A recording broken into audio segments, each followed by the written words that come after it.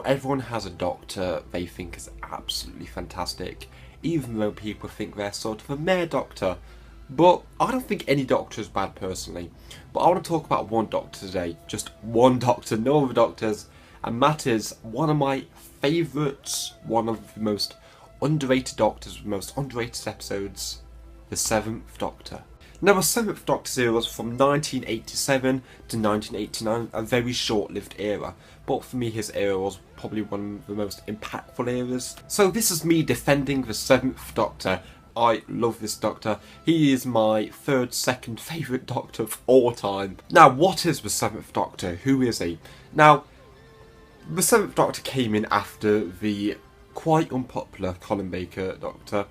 And he was so different to that Doctor. He wasn't as dark when he first came on. He was more of a comedic Doctor, more of a pantomime-esque Doctor. And his first appearance in Time of Irony really did show that. As his era went on, we realised his Doctor was more. His Doctor had hidden secrets inside him, dark ones.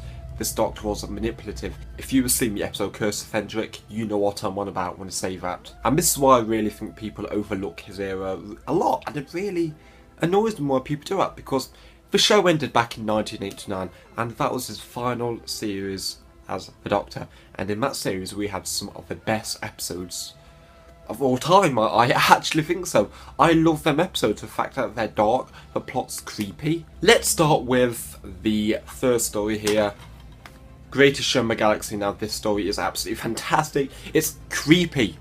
Come on people, this episode put me off clowns, and I liked clowns before watching this. It's so eerie. The side characters, the screams, what their secret plans are. It's just a scary episode, and I love this episode so much. The next episode, Battlefield. This episode is such an underrated gem. It really brings my whole idea of the Doctor meeting people from out of place in this timeline.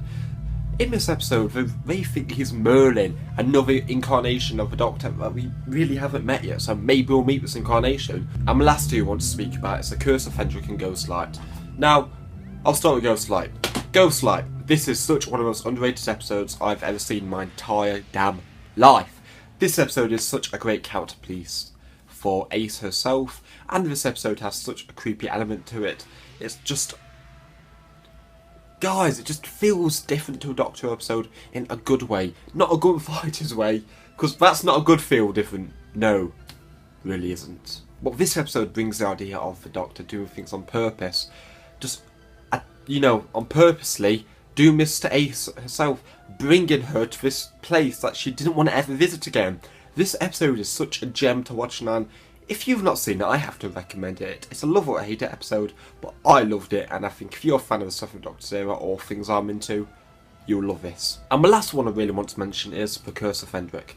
Now this episode, again, is one of the best episodes I've seen. Guys, this episode shows the Doctor manipulating Ace so much. The ending, the result of when Ace is actually captured. The Doctor's planned all this. Scenes, moments stand out in this series so much. The monsters are generally scary. That's enough about Seventh Doctor's episodes. If you want me to talk about more about his episodes in a proper video, tell me in the comments and I'll do that. Let's talk about his companions now. His first one we have is Mal. If that expression didn't say enough, then I don't know what did. Now, if you respect Mal and you like Mal, I'm going to be honest, I'm going to say, yeah, I'm glad you can find enjoyment with her, but I find her character awful. So cringy. Awful. The screams. Oh god. I was just being honest, I think the only episode I've ever liked Mal in is Terror of the Vervoids, and that is the only one. I can't stand her. I'm sorry. She's on the same line with Claw Oswald here. I can't stand her. But let's move past Mal to talk about Ace, one of the best companions in the classic series, one of the prototypes for a modern companion. What makes Ace so different to any other companion? Well, I think Ace probably has one of the best backstories in the entire classic Who and the whole Doctor Who run completely. Her character as well, her rebellious side. It's really explains more and more the more you watch of his era, and the fact that Ace and the Seventh Doctor get on so damn well. They near enough need each other.